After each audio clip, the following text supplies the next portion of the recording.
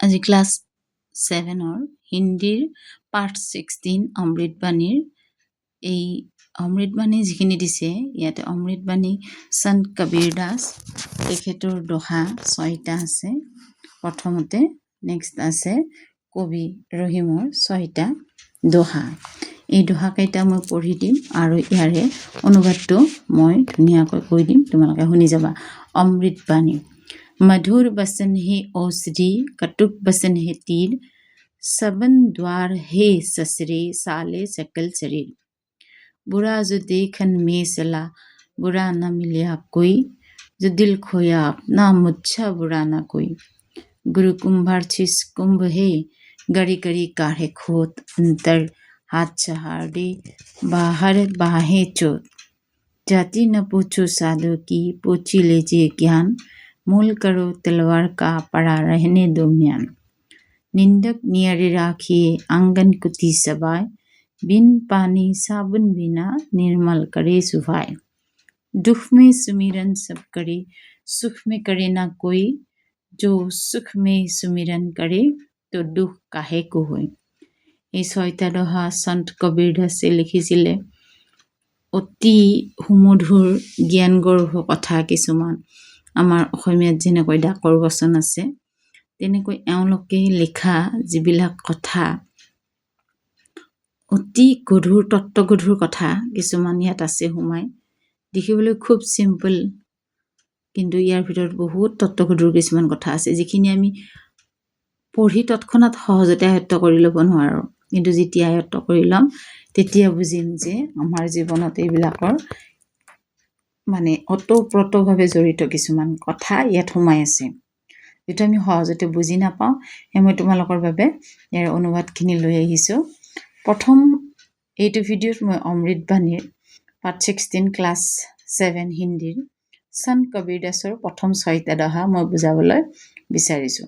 প্ৰথমটোত কৈছে মধুৰ বচন হে ঔষধি, কটুক বচন হে তীৰ, শ্ৰৱণ দ্বাৰ হে সচৰে, চালে সকল শৰীৰ। তাৰ মানে কৈছে মিঠা শব্দ, মিঠা কথা ঔষধৰ দৰে, কটু বা তিতা কথা কাৰৰ নিচিনা, শ্ৰৱণ দ্বাৰেৰে কৈ সমগ্ৰ শৰীৰ নষ্ট কৰে। মানে যদি কোনোবাই আমাক ভালকৈ কথা কয়, সেই কথাখিনি আমাৰ শুনিবলৈ ভাল লাগে, সেইটো ঔষধৰ নিচিনা আমাৰ জীৱনত কামত দিয়ে। আৰু যদি বেয়াকৈ কয়, কটু বাক্য কয় বা তিতা কথা কয়, সেইটো কাৰৰ নিচিনা, সেইটো মানে ফুটি যোৱা যেন অনুভৱ হয়। আৰু শ্ৰৱণ দ্বাৰেৰে তাৰমানে শুনি পেলাই কাণেৰে গৈ পেলাই ই শৰীৰৰ ভিতৰত প্ৰৱেশ কৰে আৰু ই দেহত আমাক বহুত আঘাত কৰে, অনিষ্ট কৰে। 2 নম্বৰটো হৈছে বুঢ়া जो देखन में सला, बुढ़ा न मिलिया कोई, जो दिल खोया अपना मुच्छा बुढ़ा ना कोई। ইয়াতে কৈছে বিচাৰি বিচাৰি মোৰ দৰে বেয়া কাকো নাপালো, হৃদয়খন বিচাৰি ফুৰি দেখিলো মোৰ দৰে বেয়া কোনো নাই পৃথিৱীত। তাৰমানে আমি প্ৰায়ে বেলেগক সমালোচনা কৰোঁ, তাই বেয়া, সেই মানুহজন বেয়া, এনেকৈ কওঁ যে বুঢ়া যে দেখোন মে চলা, মই তেনেকৈ কওঁ। কিন্তু মই যেতিয়া ভালদৰে বিচাৰি চালোঁ, অনুভৱ কৰিলোঁ যে তাৰমানে মোতকৈ বেয়া বুঢ়া, বুঢ়া কোৱা নাই, এইটো বুঢ়া, তাৰমানে মোৰ দৰে বেয়াহে পৃথিৱীত নাই। মই বেয়া বাবে সকলোকে বেয়া দেখিছোঁ, আৰু যদি মই ভাল হ'লোহেঁতেন হয়তো মই সকলোকে ভালেই দেখিলোহেঁতেন। তাৰমানে আমি যদি প্ৰতিটো কথাতে বেলেগৰে বেয়াটো আমি চাই থাকোঁ, আমি তেতিয়া অনুভৱ কৰিব লাগে যে প্ৰত্যেকে বেয়া হ'ব জানো, প্ৰত্যেকেতো বেয়া নহয়, যেনে ময়েই বেয়া, মোৰ মাজতে কিবা ডিফল্ট আছে, সেইটো অনুভৱ কৰি ল'ব লাগে।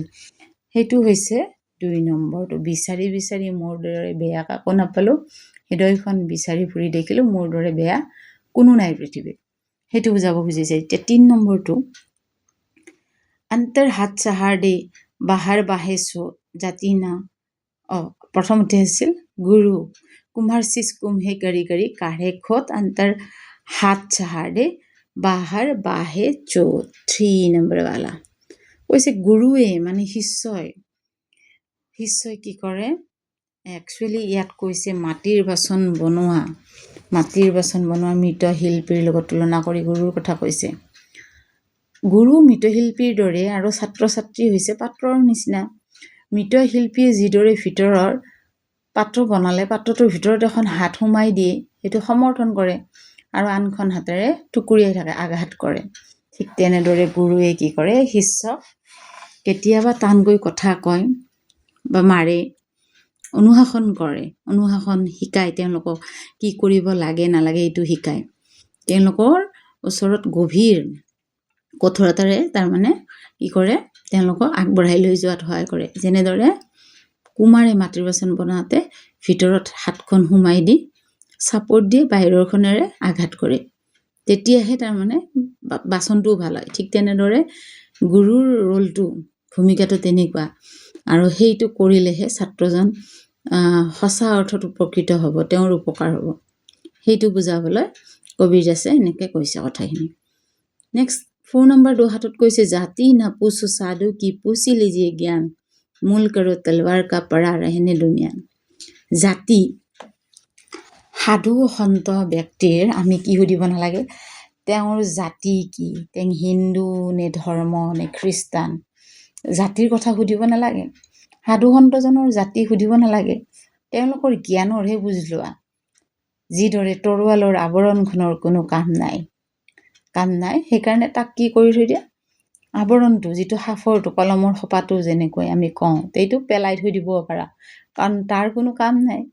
তৰোৱালখনৰহে আমাৰ বাস্তৱত প্ৰয়োজনীয়তা আছে। গতিকে তৰোৱালখনহে তুমি গ্ৰহণ কৰা, কিনা বা তুমি নিজৰ ওচৰত ৰাখা। যেনেদৰে তুমি সাধু সন্তৰ জাতিৰ কথা তুমি সুধি সময় নষ্ট কৰিব নালাগে। তেওঁৰ পৰা যদি তুমি পাৰা কিবা মূল্যৱান কথা শিকা, তেওঁৰ জ্ঞানৰ বুজ লোৱা। নেক্সট কৈছে, নিন্দক নিয়াৰে ৰাখি আংগন কুটি সবাই, বিন পানী চাবোন বিনা নিৰ্মল কৰি চুভাই। নিন্দক যিয়ে তোমাক সমালোচনা কৰি থাকে, আমি দেখোঁ কেতিয়াবা আৰু অনুভৱ কৰোঁ যে কেৱল মোকেই পায়, মোকেই সমালোচনা কৰে, মোৰেই বেয়া কথা ক'ব, এনেধৰণৰ আমি অনুভৱ কৰোঁ বাস্তৱ জীৱনত কেতিয়াবা। তেওঁ কৈছে কবিৰদাসে, সেইটো তোমাৰ কাৰণে ভাল।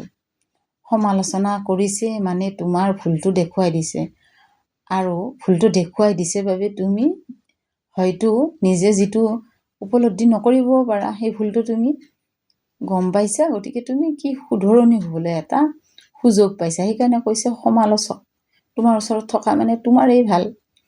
সমালোচকে চোতাল আৰু জুপুৰি চাফা কৰিব, যিদৰে ৰাতিপুৱাই মুখ পানী আৰু চাবোন নোহোৱাকৈ চাফা হয়। কৈছে আমি ৰাতিপুৱা শুই উঠিলে আমাৰ মুখখন পৰিষ্কাৰ দেখোঁ। আইনাৰ ওচৰত গৈ চাবা তোমালোকে, তেতিয়া দেখিবা। সদায় মৰ্ণিং উঠিয়ে যদি চোৱা, অনুভৱ যদি কৰাও নাই, এইটো চাবাচোন, তেতিয়া গম পাবা যে মুখখন খুব পৰিষ্কাৰ অনুভৱ হয়। কিন্তু তুমি নে চাবোন নে পানী একোৱে লগোৱা নাই। কৈছে ৰাতিপুৱা যেনেকৈ মুখখন পৰিষ্কাৰ হৈ থাকে পানী চাবোন নলগোৱাকৈ, ঠিক তেনেদৰে সমালোচকেও তোমাক মন, মগজু, বুদ্ধি মানে চাৰিওফালৰ পৰা তোমাক কি কৰে, পৰিষ্কাৰ কৰাতে সহায় কৰে। সেই তোমাৰ ওচৰত সমালোচক আছে মানে, নিন্দক আছে মানে ভালেই কথা বুলি কৈছে তেওঁ। নেক্সট 6 নম্বৰ দোহাটো, কবিৰদাসৰ লাষ্ট নম্বৰ দোহা। তেওঁ কৈছে, দুখ মে সুমিৰন সব কৰে, সুখ মে কৰে না কৈ, যে সুখ মে সুমিৰন কৰে তো দুখ কাহে কৈ। তেওঁ কৈছে যে দুখত, যেতিয়া মানুহৰ জীৱনত দুখ বেদনা আহিব, তেতিয়া মানুহে কি কৰে, ভগৱানক স্মৰণ কৰে। হে প্ৰভু, তুমি মোকে দুখ দিলা, মোকহে পাইছা, বেলেগক ইমান সুখ দিছা, বন্ধু বা ওচৰৰ, এনেকৈ আমি তুলনা কৰি চাওঁ যে তুলনামূলকভাৱে মইহে বেছি দুখ পাইছোঁ, সেইটো আমি ভগৱানৰ ওচৰত কমপ্লেইন কৰোঁ। কিন্তু সেইটো নহয়। দুখত সকলোৱে ভগৱানক স্মৰণ কৰে, সেইটোতো আমি কৰোঁ, কিন্তু সুখৰ সময়ত আমি ভগৱানক স্মৰণ কৰিবলৈ পাহৰি যাওঁ। সেইটো আটাইতকৈ ডাঙৰ আৰু আমাৰ ভুল কথা। যদি কোনোৱে সুখতো ভগৱানক স্মৰণ কৰে, তেওঁৰ কেতিয়াও দুখেই নহ'ব। যদি আমি ভগৱানক দৈনন্দিন আমি কি কৰোঁ, তেওঁক প্ৰাৰ্থনা কৰোঁ, তেওঁৰ অনুগ্ৰহ বিচাৰি তেওঁক প্ৰাৰ্থনা কৰোঁ পুৱা গধূলি সদায়, তেতিয়া হয়তো আমাৰ জীৱনত দুখেই নহ'ব। যেনেকৈ আমাৰ কি কৈছে, বেমাৰ হ'লে আমি ডক্তৰৰ ওচৰত যাওঁ, কিন্তু ডক্তৰৰ ওচৰত যোৱাৰ আগতে আমি যদি নিজে কি কৰোঁ, প্ৰতিৰক্ষা ব্যৱস্থাটো যদি আমি উন্নত কৰোঁ, তেতিয়াহ'লে কি হ'ব, আমাৰ বেমাৰে নোহোৱাকৈ থাকিব। ঠিক তেনেকুৱা ধৰণৰ কথা যে সন্ত কবিৰদাসে কোৱা এই 6টা দোহা তোমালোকৰ বাবে দিছে। শুনি কেনে লাগিল, পঢ়ি কেনে লাগিল, সেইটো জনাবা। বুজিছা নে নাই সেইটো তোমালোকে জনাব পাৰিবা। আশা কৰিছোঁ বুজি পাইছা নিশ্চয়। আজি ইয়াতে সামৰিলোঁ। পিছৰ ভিডিঅ'ত মই নেক্সট যিকেইটা 6টা আৰু দোহা আছে সেইটো নেক্সট ভিডিঅ'ত লৈ আনিবলৈ যত্ন কৰিম। ধন্যবাদ।